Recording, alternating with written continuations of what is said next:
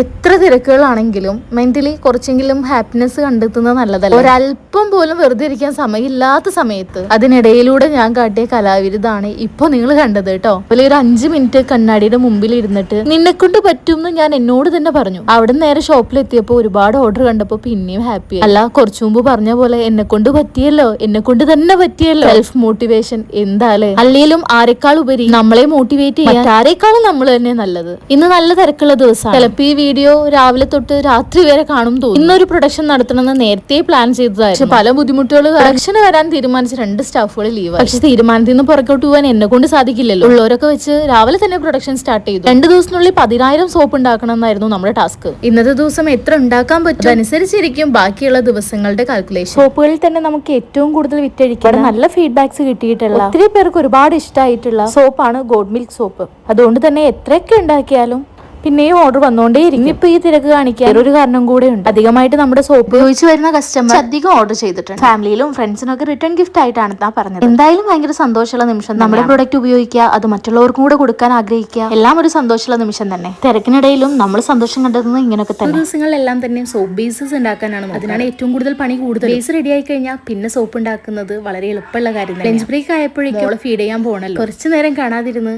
പിന്നെ കാണാൻ ചെല്ലുമ്പോൾ മണമുള്ള എന്റെ കൈ കൊണ്ട് തന്നെ ഉണ്ടാക്കി കൊടുത്തപ്പോ കണ്ട സന്തോഷമാണ്. കുറച്ചധികം സമയം പൂ ഉണ്ടാക്കാൻ വേണ്ടി പോയെങ്കിൽ സോപ്പ് കൊണ്ട് ഇങ്ങനെ ഒരു പൂ കണ്ട സന്തോഷം അവർക്കും എനിക്കും ഒരുപോലെ ആയിരുന്നു കേട്ടോ. ഫൈനലി നമ്മുടെ സോപ്പ് റെഡി ആയിക്കൊണ്ടിരിക്കുകയാണ് കേട്ടോ. ഇന്ന് ഇതുപോലെ ഒരു 12 ബാച്ചെങ്കിലും ചെയ്ത് തീർക്കണം എന്നാ വിചാരിക്കാനും വീട്ടിലേക്ക് പോകേണ്ട സമയം അതിക്രമിച്ചത് കൊണ്ട് തന്നെ പോവാൻ നേരത്തുക ഇവർ രണ്ടുപേരും ഇങ്ങനെ ഉറങ്ങുന്നത് കാണുമ്പോഴും മറ്റൊരു സന്തോഷം കേട്ടോ.